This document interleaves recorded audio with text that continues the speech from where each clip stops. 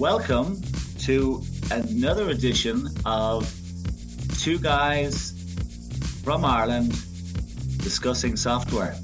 Two Irish guys from Ireland. I'm running out of ways of saying it wrong.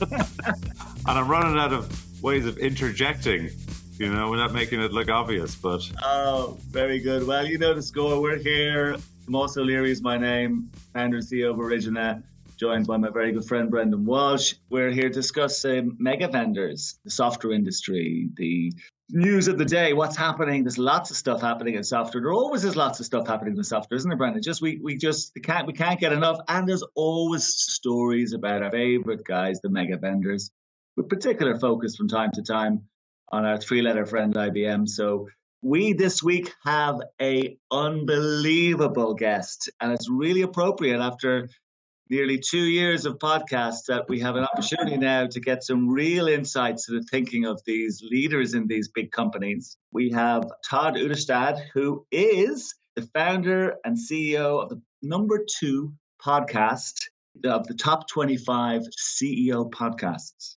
He has been in Forbes, Bloomberg, CNN, PBS, and now he's on Two Irish Guys Discussing Software. This guy now, we'll go through his background. We go to talk to him. He's brilliant. I don't know why he invited me onto his show, but he has looked and spoken to hundreds upon hundreds of CEO and founders, leaders in business. Some of them unbelievably successful. All of them want to be successful, and all of them going through many of the same challenges. Actually, I've no doubt our mega vendors have been going through themselves and are still going through.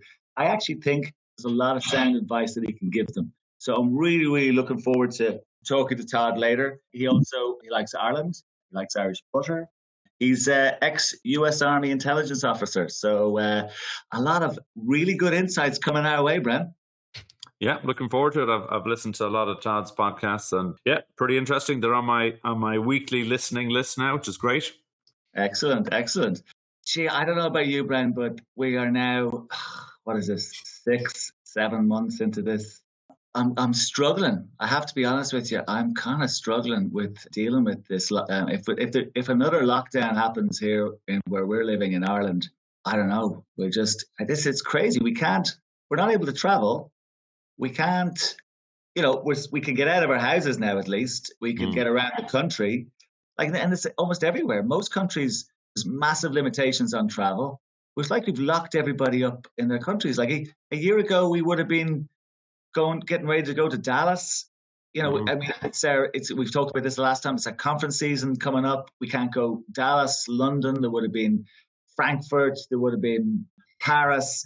I mean, none of that looks like. We were jet setting around the world, really, weren't we? And now we've got the south of Ireland, the west of Ireland, the north of Ireland. So very strange times indeed. Getting a bit frustrating. And I was listening, you talked about Todd, we're going to talk to him. He had a very interesting conversation with Ben Chestnut, the co-founder of MailChimp. He asked him about a mantra that they have, or a phrase or a saying that's really important to them. And I thought the one he said was outstanding, particularly given what's going on, is nobody's coming. Now, he meant it in the context of, as an entrepreneur, no one's coming to help you, but it feels like nobody's coming, nobody's going. What are we going to do? I mean, what are we going to do? I don't have the answer for you. I did listen to that podcast. I love it. What are we going to do? I just all we can do is do our best, right? Keep talking to our colleagues, keep engaging, recognize that not everybody's able to handle it as well as everybody else. Give people support. Maybe listen to a bunch of Todd's podcasts and get a lot of good advice, sound advice, right? Yeah. I'm glad you said that, Bren, because you're older than me. We went to school together, and you were always so much wiser. So marginally older, yeah. I remember when we had we were backstage in a play in school, and we were probably the two best curtain pullers that ever were employed by the school during a school play, and you led by example. Yeah, that wasn't a very successful kind of period for me, because I had one line in the play as well as being a curtain puller, which was to say, "The king rises." That's all I had to say. And I remember our director of, what was our English professor saying to me, can you just Mr. Bevan. Mr. Bevan, just give me that line one more time. And I'd say, the king rises. And he goes, no, I'm going to have to give it to somebody else.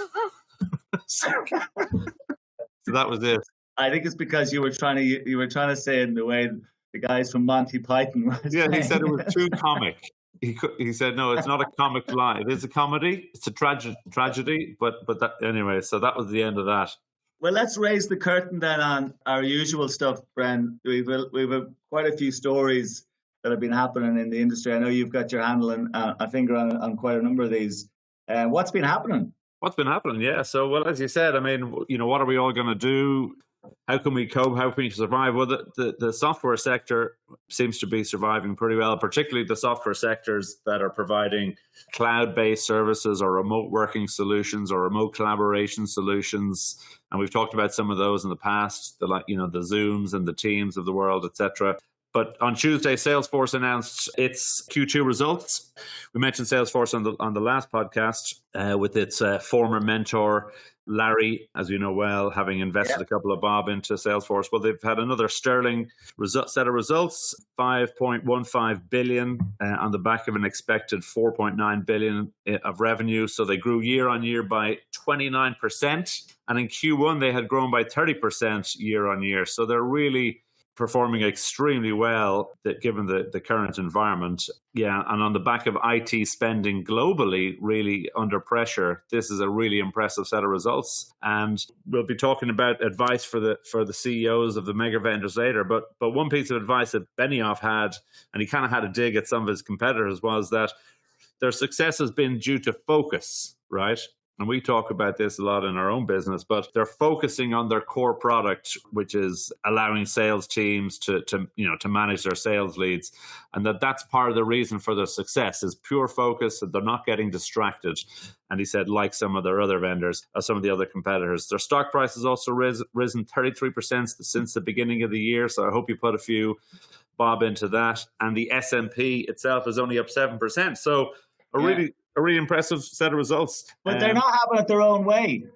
Well, they're not. But there's, they are replacing ExxonMobil in the Dow, which they've been there since 1928. So they are having some things their own way. But no, they're also, under pressure here in Europe. They're in the middle of a class action suit themselves and Oracle, as it happens. So they're co-joined one more time. But so a European non-profit organization called the Privacy Collective has filed a class action saying that the cookies that they use to collect information from users that visit their websites are being used, and they're breaching GDPR regulations because they're targeting them with advertising and using personal data without consumers' consent. So there's been a lot of law change, not just GDPR, but there's actually the whole cookie area has been massively changed.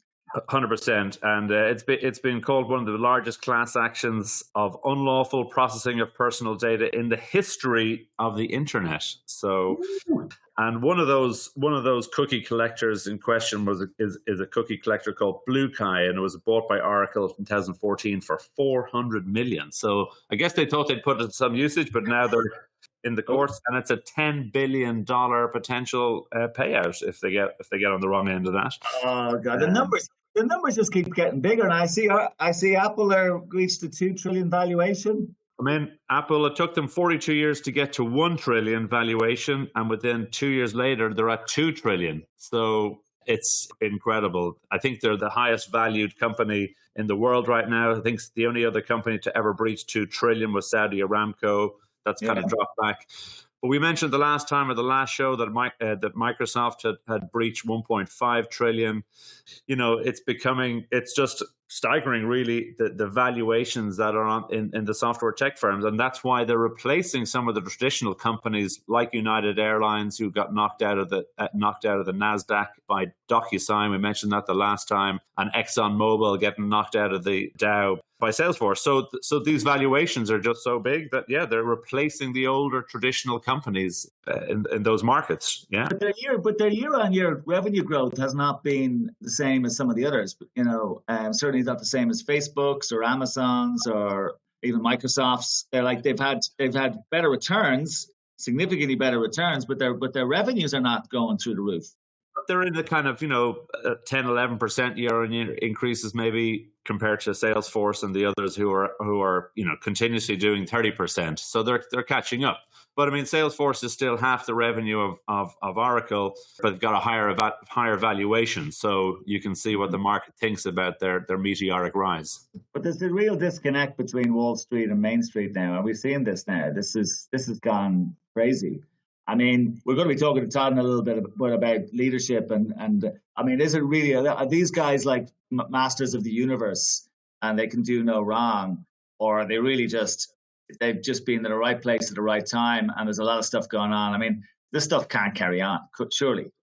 I think right place, right time. I mean, I think the COVID is like a black swan event, right? And I don't think they ever predicted it, but I think because of the technology that they have and because of the remote working and remote employee enablement, and because organizations don't want to invest in new hardware on-prem and they want to move stuff to the cloud, this is just they're just banging the right place to exploit that. And anything on our good friends? Well, there's always some good news from IBM, and there's a lot of allegedlys coming up right now. But yeah, I mean, we'll talk about this, about leadership and making the right moves, and our CEOs making the right decisions. But once again, we've seen IBM at the center of another lawsuit. It seems to be either former employees or existing employees, but this one is around the fact that IBM are withholding commission due to salespeople on commission plans that were supposedly uncapped. And now they're trying to cap the commission. So what's happening here is, as people might know, but the way it works is, a salesperson is brought on to sell the product. They're typically paid a base salary, and they're typically then paid a percentage of the deal to incentivize them to go after big deals, right? If you're getting 3% or 4% of $1 million, then, it's a great incentive. But you're also incentivized not to stop when you've reached your target. You're incentivized to breach your target and to keep going. If you're going well, keep going. And so the plans are typically uncapped. What's happened in IBM's world, allegedly, is that they're not paying out on the commission plans for those uncapped commission plans. And so there's lawsuits up to $40 million at the moment across separate lawsuits. What happens here is IBM issue their employees with these incentive plan letters. And then they say that even though the incentive plan letter is a written contract, that it's not legally binding, right? And so what's happened in the state of California is that they're saying, well, it does meet the Californian labor codes for it to be a written contract, but it doesn't meet the requirements for it to be enforceable. So they're just playing with their employees and playing with their earnings. And yet again, it's just another case of, what can they do right? And their own unsigned contracts with their own clients are apparently enforceable. their own renewal letters that how convenient. they say you don't need to sign just by looking at this page. You're now in compliance and you're obliged to follow the rules that have completely changed. It's madness. Yeah. Well, the link on the website has changed, and if you didn't realize that the rules changed when the link changed, well, then that's the customer's fault. But in the story of the week, I suppose, from my perspective, is also around IBM has allegedly defrauded the IRS, if you can believe that. Very brave. Yeah. So we all know the predatory tactics of the mega vendors. They're trying to drive more revenue from their legacy platforms which are already contributing 90% gross margin in some cases from the maintenance. But this one dates back a little bit. It goes back to actually 2013, but it's coming around again, which is why it's becoming topical. But so the whistleblower, in this case, an existing IBM employee, filed a suit under the False Claims Act, alleging that IBM used an audit of its customer, the customer being the Internal Revenue Service, to fabricate the area of non-compliance. So the DC courts dismissed the lawsuit, but it's been brought back by appeal. So basically what's happening here is IBM wanted the IRS to re-engage with them on a large contract. They realized that the IRS were trying to reduce their dependency on IBM. They were moving products into the cloud. They were hibernating products. So IBM got wind of this. What happened is that the IRS seemingly told them too much information. IBM said, okay, well, I'll tell you what, if that's what your strategy is, let's come in and take a look and see what you're using. So they did this under the guise of an audit. And they did the audit, and they didn't get the results that they wanted. They didn't get the non-compliance that they expected the IRS to have. And I think the non-compliance that they found was only to the tune of about $500,000. So they allegedly then went back, moved the numbers around, changed the audit results to make it look that the non-compliance position was far worse, and then used that as a negotiation tactic to the IRS to get them to sign a 5-year deal worth $265 million, because the IRS presumed that they were guilty, didn't want to pay the fine, and so found it easier to enter into another long-term contract. So the whistleblower says that this was all fraudulent, and it's currently still under review. So an incredible story, really, and one we've heard before. Well, they're very good at kind of creating things, aren't they? And actually, they must be delighted that the tennis season is coming back. The US Open's coming up. I believe Watson has been brought in to recreate the crowd. I wonder, will there be a few contracts under the seats, the empty seats? But yeah, that's a new story. They went to a US Open, and apparently Watson's been brought in to recreate the oohs and the ahs, get the timing right, but depending on the direction of the ball. Jesus, yeah. Well, best look at that. That's a couple of serious stories there. They're very brave to take on the IRS, that's for sure. Just shows how brazen they are. Yeah, well, they're not really taken on by defaulting them in taxation, which would be a far scarier thing to take them on. And still scary all the same. We must ask Todd about the leadership thinking in there about that one. But there's a couple of quick. I don't know if you saw the couple of. We have to talk about the TikTok story, Larry and Donald. Donald and Larry are trying to get together to buy TikTok from under the nose of Microsoft. It doesn't get any better than that.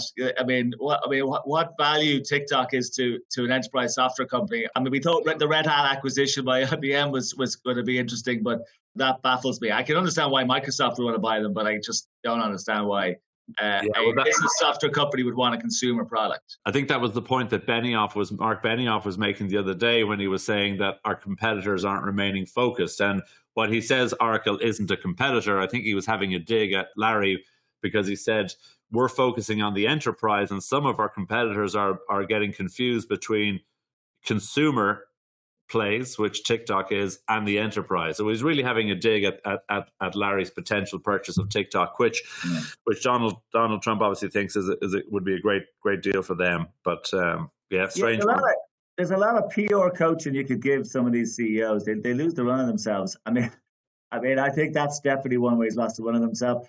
And you may have heard the story about Paul Cormier in Red Hat. Did you hear about the one about he's saying that he's not going to give IBM any favorable deals? Their parent company, I can't see how the hell that would work. I don't think there's any experience at all or case studies out there of that working. I mean, the VMware and Dell one is a classic one where totally VMware and Dell are absolutely tied up together. And rightly so, but I don't see how that's going to work. I think he's still in the honeymoon period.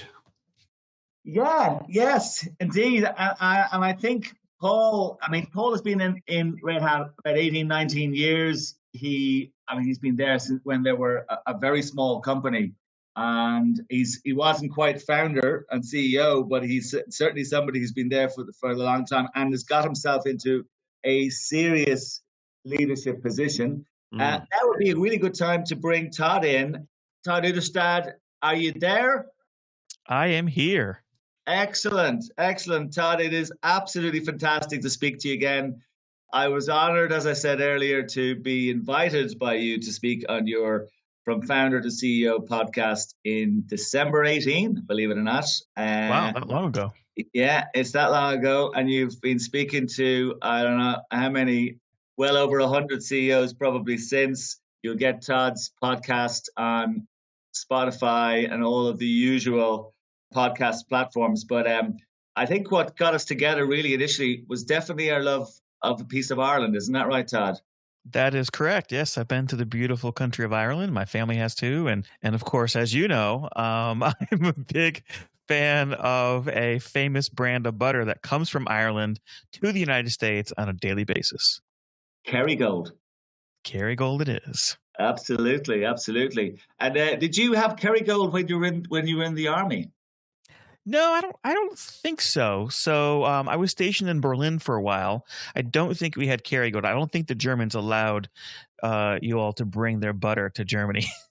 Oh no, you did actually, because I know, yeah, because I remember being in Germany in 1989 as a student, just finished my first year in university, and we used to go over to Germany to work for the summer, and the biggest pleasure we had was going into the supermarket and buying a little piece of Ireland, Kerrygold. Oh, that's Yeah, so nice. genuinely, so true. Yeah, it was Well, like, perhaps. when you're that far away. I mean, that back in 1989, Germany, while it's in Europe, what felt like just light years away. Oh yeah. Well, that's when I Dublin. was in Germany too. I was in there 89, 90, and 91. And but I don't remember if we had Kerrygold because I ate in the army dining facility and they didn't usually let us know where they were getting the food from. Yeah, well, I was in Munich, and even though I wasn't very well paid at the time, we did know to go into the posh supermarket and just buy the Kerrygold. But yeah, and we bought everything else in the discount stores. Well, you've had I mean, since we spoke, your podcast has really gone from strength to strength, hasn't it? You've been on Wall Street Journal, Forbes, Bloomberg. I mentioned a bunch of those. I mean, it's really gone from strength to strength, hasn't it? Well, we've been fortunate to have a lot of fast growth founders come on the show and tell their anti-hero story. Because as you know, I get kind of weary of all the amazing sources where we can learn about people's entrepreneurial hero story, but it's rare for founders to share kind of those vulnerable moments in time on their journey from founder to CEO. So all I do is I get to interview all these people and get them a little bit comfortable about sharing. And it seems to have taken off because I think everyone else gets a little bit weary of hearing everyone's, polished story about how great they are. But yes, because they're really honest stories. They're fantastic. I mean, they're so honest. You have obviously a particular way of. I mean, I know you've been doing this since you left the army in 2002, 2003, whenever it was, and you're a founder yourself of your own business for so you probably know what it's like to be in the seat. But what motivated you to create the podcast? I was listening to your first podcast, by the way. I think it was in December 14, your first podcast. Well, that's the one that's up on Spotify. Yes. From December 14. What motivates you to get started? Well, I'd like to tell you I had some master business plan that I was executing on, but it really wasn't true. I was getting a lot of phone calls from founders in the Midwest United States. You probably know that Silicon Valley is not the only place in town now where you can go start a company in the United States. And so a lot of founders were graduating from incubators and accelerators in the Midwest and really getting traction. And they found themselves experiencing a lot of the other issues that founders experience. And a couple very kind folks suggested they check me out for coaching, but our business model was not set up for fast growth founders. And so I said to myself, what if I'll just start a podcast? It can't be that hard, right? And I'll just interview founders who have some level of traction and success and get them to share their story, because I think many of us, especially all of us very busy founders, learn best when we're driving around, walking our dogs, working out and listening to the stories of other founders. And so lo and behold, everyone wanted to hear those stories. So that's the beginning. Because it was a high risk strategy, because you were an executive coach. You gave your advice to people on a paid basis, and suddenly now you're going online and you're giving it away for free. Yeah, that's right. But I do find that interesting, because I find that the more I give away for free, the more comes back to me. And we'll talk soon, I'm sure, about the major vendors and whatnot, about how they probably lose sight of that sometimes. But I think that when you approach things with a heart of helping, the universe has a way of giving that back to you over the course of time. Yeah, no, there's no question about it. And you've spoken to some fantastic people. Your conversation with Mark Randolph of Netflix was amazing, and I spoke to, as I mentioned earlier, your conversation with Ben Chestnut of MailChimp, the nobody's coming comment. I just think that is one of the best comments I've heard in a long time. Well, I really like Ben. He's such a likable kind of guy. He's very down to earth, very self-deprecating.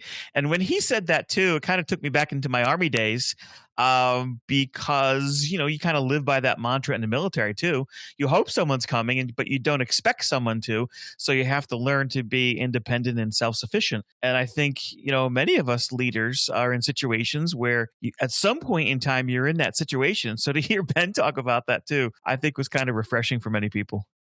Yeah, because one of the questions I was gonna ask you, and maybe you've just answered it, is from all of the conversations with all of. I mean, you've spoken to. I don't. Do you know the number of CEOs you've actually spoken on the pod? I'm sure you've spoken to many hundreds. With not all of them on the podcast, but even if you just count the ones in your podcast, do you know the number? I've coached and interviewed over 500 founders, but I've coached over 2,000 leaders in my career so far. And so, you do see patterns. And as you mentioned, I'm a former Army intelligence officer, so I'm trained on pattern recognition. So you do see certain things happen along the way. But yeah, I mean, on the podcast, we've interviewed now over 350, quickly getting to 400. But it's really I kind of consider it a privilege and a responsibility, because many of them are not used to being so vulnerable.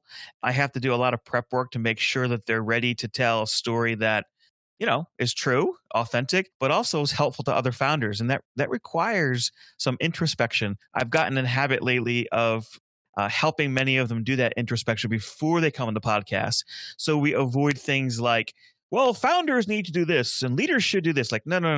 No one wants to hear your pontification. They want to hear your story. Yeah. You mean your family at home don't even want to hear your pontification? Oh, my daughter could speak to a lot of that. Oh, mine too. COVID has been a challenge. Trust me. Oh, isn't that the truth?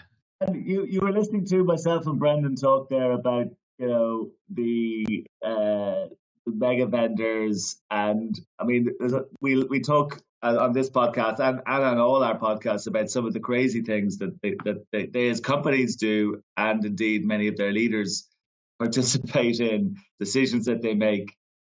In your own experience and knowledge, and I know you're not up and close with these guys, do you see certain kind of traits in, and not just the mega vendors, because what we do, we happen to be, it's the industry we're in, but it could be any industry that's dominant and has what one might describe as monopolistic kind of traits. Do you see leadership traits that come out in those scenarios that actually is ultimately going to cause them damage? Yeah. So one of the things that I found insightful from one of the podcast guests one time when we were talking is they kind of look at the big co's, and then you describe your mega vendors. When they focus more on litigating, and you can see their cost rising in litigating versus investing in innovation, they look at, in their mind, it was a litigation versus innovation ratio that gives them great pause and kind of helps them see where an organization may be in trouble. And Todd, interesting, given your background in the military, did you, as part of your training, ever get insight? Because you look at military history, there's volumes and volumes of books written about dominant military armies and countries of dominant military who have failed because of that kind of, I mean, I guess your litigation versus innovation is more of an arrogance, isn't it? And I think so. And did you come across is that something they teach you to watch out for? Because it is often the downfall of the big guy. I think it is. And yes, we learn a lot about that in leadership development in the military. I mean, I also think about it sometimes as protection versus projection. If you're spending more and more of your time and resources on protecting something that you have, whether it be a legacy system from technology, et cetera, versus projecting, meaning we're projecting out there into the marketplace, or as a military might do, into an area, then that movement forward creates great value. But when you're stagnant and you're in protection mode, you become a target. Yeah, yeah, that's very interesting. Yeah, and what can if that's, let's say that is the trait, and I would, I imagine Brendan will be the same. That's exactly what we see in almost all of these mega vendors. I mean, it was a comment made to me a number of years ago, and it was about Microsoft, but it could have been about any of them. That there were more lawyers. Now, how true this is, I'm not sure, but somebody made an anecdotal comment that said there are more lawyers in Microsoft than there are technologists. Now, I doubt that's actually correct, but at the same time, it does paint a picture, doesn't it? And It does. I mean, I I think frequently what happens is, whether it's a very large company or even a small startup, when the leaders involved no longer practice some level of fair-minded self-awareness coupled with humility, which is, I think, is a powerful cocktail of leadership, and they no longer practice those two things, then in order to protect, you have to become aggressive. And aggression does not invite people into a relationship. And so, when we're in business together, we're in a relationship with each other. And if you're focused on a mutual benefit, then we thrive together. But if you're focused on protection, you have to exhibit aggressive behavior. And aggressive behavior doesn't usually invite a relationship. yeah, yeah. And if you were, let's take the mega vendor we love best between myself and Brendan, do IBM. If you were to meet and sit down with Arvind Krishna and do a coaching session with him, let's say, and you had to give him that one piece of advice, how would you go about that? Well, I'm not so sure I'm the right person to be giving advice to the IBM's new CEO. It's a really tough job, so I have to be fair-minded about that. But I think maybe he could take some cues from CEOs like the current Microsoft CEO. He seems to have done a very good job. I mean, I don't know him. Microsoft's not a client of mine, but I gather you kind of gather these things from afar sometimes, that he has a little bit more of a listening attitude than perhaps some others. I told you all before, I was very fond of reading Lou Gerstner's book, Who Says Elephants Can't Dance, years ago. And yeah, I think it's a good book because, I don't know Lou very well. I don't know him at all. I just know from what I've read his book and over the years following him before he retired. But I do sense that those that have a little bit more of an attitude of listening than acting tend to be more successful, especially now with technology. I mean, what CEO has all the answers, right? No CEO has all the answers. So that would probably be the first thing I would suggest is, how much of your time are you going to be spending listening versus acting? Yeah, because there is a very challenging road ahead for all companies, whether you're an IBM or a Microsoft or anybody else. And despite some of the crazy valuations, it's never easy. And particularly at the moment, while some industries, and the tech industry, for example, is doing, broadly speaking, very well out of what's happening in the world today, that doesn't mean that that's going to be the case in 12, 18 months' time. I agree. And I think sometimes in these situations, historically, if you look at the past, business history, and even country history and region history, frequently what you find is you have to get smaller before you get better. Well, that's something we've spoken about. Myself and Brendan spoke about this many times, actually, about if you take IBM as an example again. I mean, their biggest challenge, I think, is that they have probably should have broken up, a number of years ago. They have a business now that has disparate parts that are totally disconnected. Now, to be fair, they actually have tried to offload some parts of the business. They haven't done it in a very transparent way, we would argue, but they have tried to do it. Arvind Krishna is still relatively new in the job, so he's in that honeymoon period. It's probably fair to say it's like a startup. He's going to make mistakes, but he's probably be forgiven, certainly initially, for some of those. But there's only so far that'll get him, isn't that right? I agree. And, I think you have to be realistic about what someone can accomplish in a short time period. I guess, I do coach lots of CEOs. And one of the things I'm fond of telling them is, in that honeymoon time period, don't squander that resource of goodwill. And it's important to build those relationships and have an early win, right? An early win that everyone wins, including those individuals that, maybe are adversarial to the organization. So I think it's important to be able to not squander that honeymoon time period. Who knows how long it would last, right?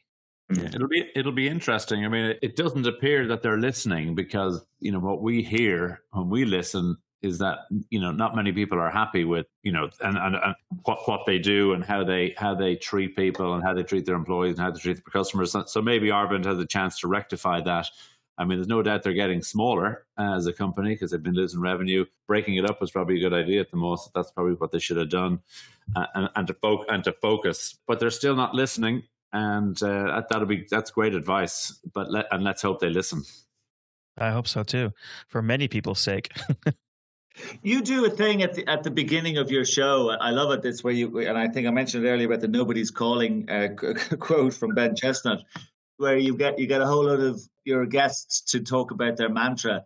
Are there any particular ones that stand out to you, or is there a theme within the kind of the mantras, particularly those of the more successful entrepreneurs? Because I'd imagine, like anything in life, we all start out, and as a CEO and founder myself, you put every ounce of effort into making the thing a success, but there's no guarantee.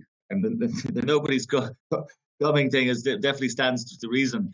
But are there any particular ones that stand out from you in terms of mantras that stand out for those people who have been more successful, in your opinion, without mentioning any names? Or more likely, are there themes to those that have been more successful? That's a great question. That's a great worthy exercise too. I'm gonna have one of my team members maybe compile all those and see if there's themes in them. That's a great idea. I'm thinking off the top of my head that probably one of the biggest themes is mental clarity, exercises and things they do to get themselves to be mentally clear. I mean, you said this at the beginning of your show. I just find more and more the ability to focus. You were talking about Salesforce suggesting that they're successful because they're focusing. I do think that paring away and being able to focus on the core value that an individual brings, an organization brings, is probably not, I'm thinking about it, one of the big themes amongst all those mantras and the things that they do and say to be able to get clear. Like your example of Ben Chestnut. Okay, well, no one's coming for me. All right, clarity. I've got to figure this out myself, right? Or we got to figure this out ourselves as a team. That's clarity, and seeking that clarity, I think, is intimately connected to focus, which means, you really have to say no to a lot of things. Yeah. And that probably works for the kind of the key aspects of a business, whether it's strategy, which we talked about, Mark Benioff, Brendan was talking earlier, but saying it's lack of focus, that's more strategic. It's perhaps culture, being clear about your culture and being focused on that. But also in your leadership style, you got to get them all right. You could actually get two of those right and one of them completely badly wrong, and you could still end up failing. Yeah. This is, it's a recipe. There's a lot of things that go in this recipe. This is why I do appreciate some of my guests over the years on the show who will readily admit that timing was a big piece of their success, not necessarily their brilliance. I really appreciate founders and leaders who are honest about that, because there are many of them. I'll tell you a little secret. I get pitched daily between like 15 or 20 founders a day to come on the show now. It's a little bit overwhelming. And some are some big names that you would know, and I have to politely tell them there may not be a good fit for the show because humility is not part of who they are. And, I'm not attracted to those that think that they are the greatest thing since Kerrygold butter, and and I think my audience isn't either. So I try my best to try and weed those out, or at the very least, those that may have that attitude, I try to help them understand that, this is not that type of show. We're not thumping our chest in this type of show. So I think that humility becomes very, very important. And it makes us listen more, right? Yeah.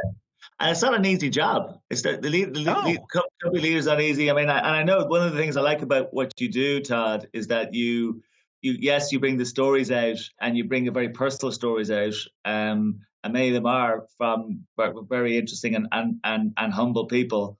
Some are amazingly successful.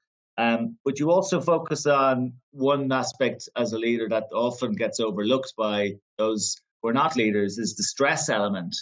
And I think you have a couple of new things happening in that area, don't you? We do. We created a course for founders called Stress Free Founder, and a free course called Arrest Founder Stress. And what I found has been, there's this worldwide phenomenon of entrepreneurship right now. I mean, the ability to be able to create a software as a service business is relatively easy and fast nowadays than I think in the course of human history. And so, the ability of a founder to scale their own abilities as a person and as a leader frequently stalls compared to how fast the company's growing. And so I just find that we've got this implicit bargain with entrepreneurs around the world that says, hey, if you work hard and you hustle and you'll be rewarded. Well, the truth is that most entrepreneurs fail. And what's happening is I'm just seeing this huge spike in the number of founders and entrepreneurs who are suffering silently because they feel like they cannot be real and honest about what they're experiencing because that might stall the momentum of whatever they're trying to build. And I just tell them, I said, look, there's a lot of things you can do to be able to overcome that. And so we've created a course to kind of help them walk through that. I think that's a fantastic thing you're doing there. It really is. And I can recognize the potential to fall into those scenarios. I will certainly we'll put it up on our own website, arrestfounderstress.com. I think is a new one you've got going there. So, yes. And since we last spoke in December 18, you'd be happy to hear we've continued our road to success, thank God. So fantastic. We'll keep you posted on that. And really, honestly, thank you for coming on the show. Some really interesting things there. Some great advice. I hope Arvind and Larry and I think Satchel probably doesn't need to listen, but I think these guys should tune in and listen to your show. They might learn a thing or two. So it was fantastic to have you on the show. Well, it's been a pleasure. Thanks so much for the invitation. Brilliant. So, Brendan, we are coming to the end of another show. It's the end of the summer. We'll be back in September. I feel a bit happier now though than I did earlier on. Why is that? I think Todd just makes me. He did something for me. I'm good. I feel less under pressure. I think there's hope out there.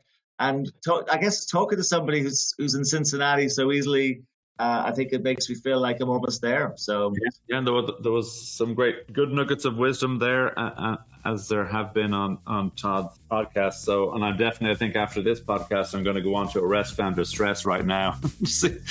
Oh, don't tell me that. We don't. I didn't do it. Listen, Brad, great. It's been a great show. We will be back in a month's time, the end of September. We'll have another guest. We'll be giving you some great stories, and we look forward to seeing you then. Goodbye from me. And goodbye from me. Take care, folks. Bye-bye.